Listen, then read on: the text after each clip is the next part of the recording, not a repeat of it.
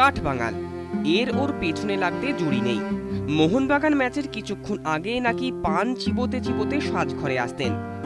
অন্যদের টেনশনে মাখা মুখগুলো দেখেই হেসে ফেলে বলতেন, খেলাটা কি ব্রাজিলের লগে নাকি, অত টেনশনে কি হয়েছে।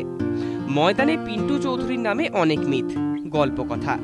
বয়স্ক দর্শকরা চোখ বুঝলেই দেখতে পান ভয়ঙ্কর কাদা মাঠেও কি অবলীলায় ৩-৪ জনকে ড্রিবল করে বেরিয়ে যাচ্ছেন পিন্টু।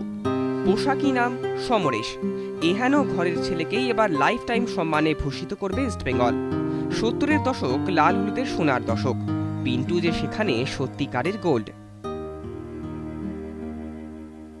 এই পুরস্কারটা আমার কাছে মানে ভীষণ কি বলবো আনন্দের এবং গর্বের। যে ক্লাবে আমি খেলেছি, যে ক্লাবকে ছোটবেলার থেকে ভালোবাসতাম, সেই ক্লাবে খেলে এই সম্মান পেয়েছি, মানে এটা আমার যতদিন বেঁচে থাকবো এই সম্মানটা আমার মনের মধ্যে গেঁথে থাকছে। ইস্টবেঙ্গলের হয়ে টানা ৬ বার লিগ জিতেছেন। ৭৬-এ মন কষাকষি করে মোহনবাগানে গেলেন, সেবারও লিগ জিতল পিন্টুর বাগান। ৭৭-এ ব্যাক টু ইস্টবেঙ্গল। লিগও যেন পিন্টুর পিছু পিছু ফেরত এলো। শিল্ড, ডিউরেন্ট, রোভার্স তো রয়েছে। পিন্টু মানেই ইস্টবেঙ্গলের একটা যুগ। পিকে, গৌতম, হাবিব, আকবর, শ্যাম, সুধীরদের সময় ট্রফি রাখার জায়গা ছিল না ক্লাবে। তবে সবার ওপরে পিন্টু ভুলতে পারেন না সমর্থকদের কথা। লাল হলুদ জনতাই যে পিন্টুর আপনজন। সাপোর্টারদের যে কি ভালোবাসা পেয়েছি, এটা একটা ভাগ্যের কথা। কেন জানি না, সাপোর্টাররা ভীষণ আমাকে পার্টনার বলে চেঁচাতো মাঠে, যে পার্টনারে দাও, পার্টনার বল পেয়ে পার্টনারে দাও। এটা একটা ভালোবাসা, মানে কল্পনা অতীত। পিন্টু ইস্টবেঙ্গল, ইস্টবেঙ্গল পিন্টু, নাম দুটো যে কখন এক হয়ে গেছে নিজেও টের পাননি। পিন্টু চৌধুরী নামটা ছাড়া ইস্টবেঙ্গলের ইতিহাসটাই যে সম্পূর্ণ হয় না। অসম্পূর্ণ একটা বৃত্তই এবার সম্পূর্ণ হওয়ার পথে।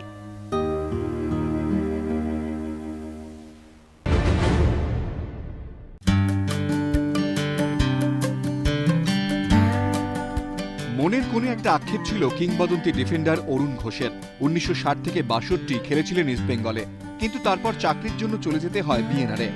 ভারত গৌরব সম্মান পেয়ে বেশি দিন ইস্টবেঙ্গলে খেলতে না পারার দুঃখ গুজল, এটাই ছিল অরুণ ঘোষের প্রথম প্রতিক্রিয়া।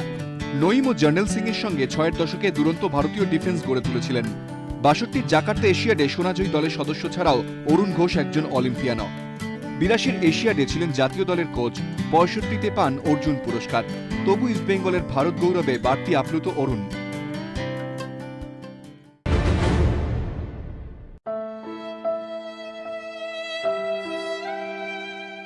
দেওয়ালে ঝুলছে সাদা কালো একটা ছবি, উড়ন্ত বাজ হয়ে নিশ্চিত গোল বাঁচাচ্ছেন তিনি।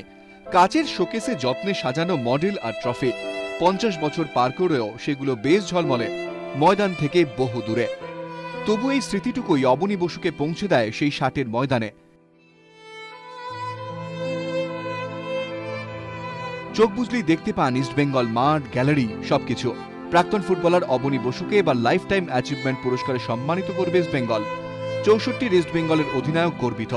দেশের হয়ে না খেলা দুঃখ উধাও, ক্লাবের উপর নিঃশব্দ অভিমান ধুয়ে মুছে সাপ।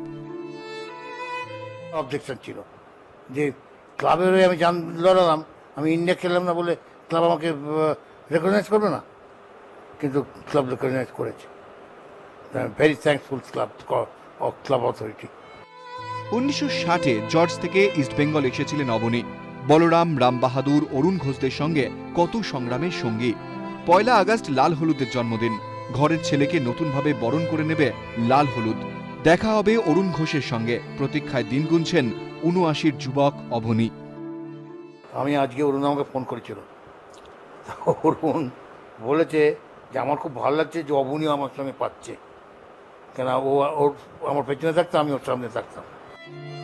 যে হাত দিয়ে একদিন বারের নিচে নির্ভরতা দিতেন, সেই দুটো হাতেই এবার উঠবে লাইফ টাইম অ্যাচিভমেন্ট।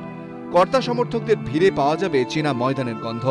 লাল হলুদের ধুলোয় ধুলোয়, ঘাসে ঘাসেই যেন অনাবিল আনন্দ খুঁজে পান অবনী বসু।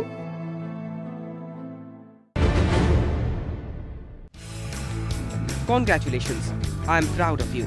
নিজের মোবাইলে এসএমএসটা দেখে প্রথমে অবাকই হয়ে গিয়েছিলেন সৌমিক দে। প্রেরকের নাম ট্রেভার জেমস মর্গ্যান। কয়েক হাজার মাইল দূরে অস্ট্রেলিয়ায় বসে পুরনো ছাত্রদের ভোলেননি। সৌমিক লাল হলুদের বর্ষসেরা হয়েছেন।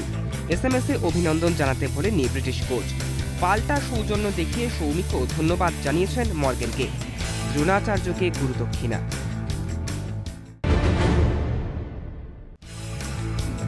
ময়দানে চলতি আর্থিক মন্দার মধ্যেই উঠে আসছে নানা প্রশ্ন। ইউনাইটেড স্পোর্টস কি আদৌ বিগ বাজেটের দল ধরে রাখতে পারবে? মূল স্পন্সর আর্থিক মন্দার জেরে মুখ ফিরিয়ে নিয়েছে। ঠিক এমনই পরিস্থিতিতে ইউনাইটেড স্পোর্টসের খুদে ফুটবলারদের জন্য মাসিক সংস্থান করে ফেললেন অন্যতম শীর্ষকর্তা নবাব ভট্টাচার্য। শ্যামনগরের গুরদহের নতুন পল্লীর মাঠ এখন থেকে ব্যবহার করবে ইউনাইটেড স্পোর্টস। এদিন খুদেদের সঙ্গে পরিচিত হতে উপস্থিত ছিলেন দীপক মণ্ডল, সংগ্রাম মুখোপাধ্যায়, দীপেন্দু বিশ্বাসরা। হাজির ছিলেন পুরসভার পুরপ্রধান অর্জুন সিংহ। মাঠ পেয়ে খুশি ইউনাইটেড কর্তারা। তবে নতুন মরশুমে দল গঠনে খুব একটা সমস্যা হবে না বলেই দাবি করলেন নবাব। না, আমাদের এই শ্যামনগর অঞ্চলে 17-18টা মাঠ আছে। সেই প্রত্যেকটা মাঠকে ওনারা আস্তে আস্তে একটা একটা করে রেডি করে দিচ্ছেন এবং মাঠটা উনি আমাদের এই মাঠটা যেমন আমাদের ইউনাইটেড স্পোর্টস ক্লাবকে দিয়েছে, আর একটা মাঠ আছে ওখানে একটা সুইমিং পুল রেডি করা হচ্ছে, যাতে এখানকার সমস্ত ছেলেরা খেলার সুযোগ সুবিধাটা পায়।